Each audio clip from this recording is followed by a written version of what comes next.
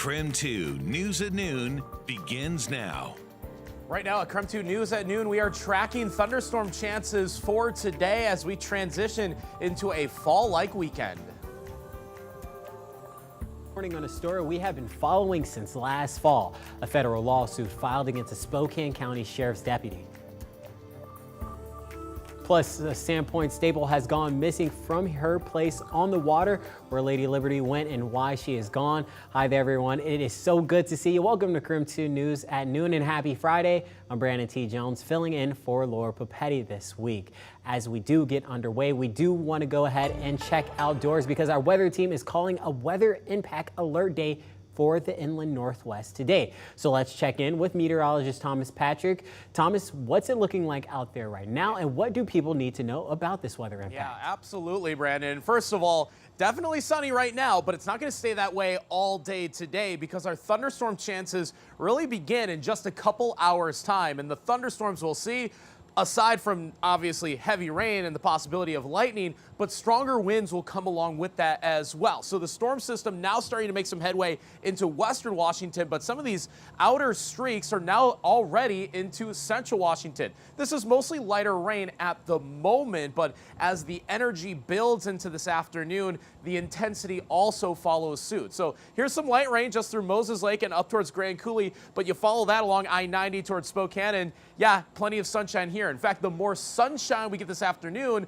the more energy and the more instability we get for more powerful thunderstorms later on today. So it's actually more likely that Spokane and Coeur d'Alene get stronger storms than Moses Lake, who is currently seeing that heavy cloud cover at the moment. But any thunderstorms that we get would produce some pretty heavy wind gusts just in their vicinity, but those gusts could be up to 50 miles per hour. So we have both blowing dust advisories and wind advisories from 2 to 8 o'clock. And that is the time frame of our weather impact day today. Because of that, the thunderstorm chances and some of the gusty winds as a result of that. Do you guys anything on you real quick? No, I don't. You're not shutting the door, you're not free to leave. Yeah, I am. You might remember that video right there. The Spokane County Sheriff's deputy wearing the body camera is accused of beating that man in the video to the point where he had to be hospitalized for days after. We have new information on this morning. That individual filed a federal lawsuit.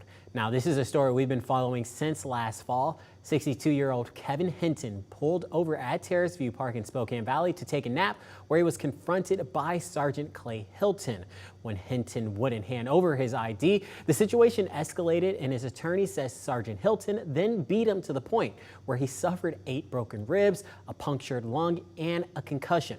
Spokane police later investigated the incident and found there was probable cause to charge the sergeant with assault. Since then, there's been no word from prosecutors on next steps, but as of today, Hinton filed a federal lawsuit against several parties, including Sergeant Hilton, the Spokane County Sheriff's Office, the City of Spokane Valley, and the American Medical Response Ambulance Service.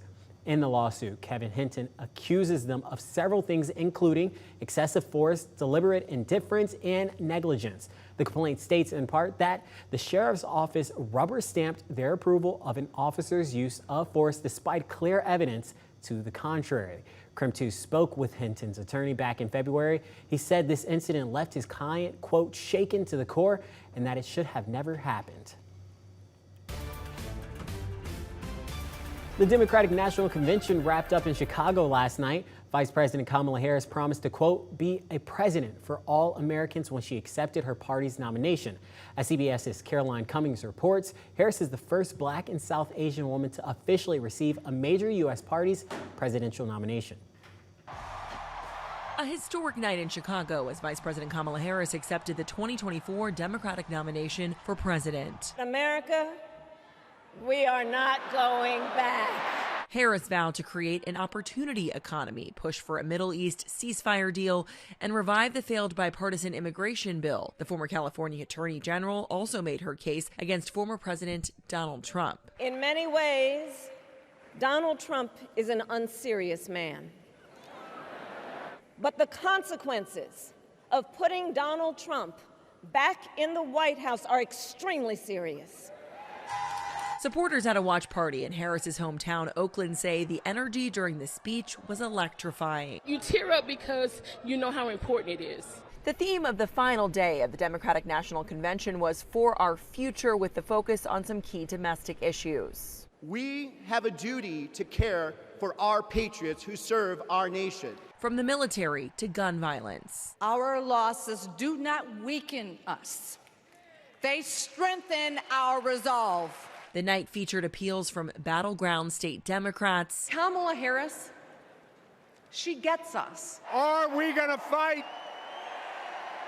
Are we going to vote? And a former GOP congressman. I'm putting our country first. There were also musical performances from the Chicks and Pink. Caroline Cummings, CBS News, Chicago. Meanwhile, former President Trump campaigned from battleground state Arizona yesterday. He toured the border, leaning into one of the issues central to his first presidential run.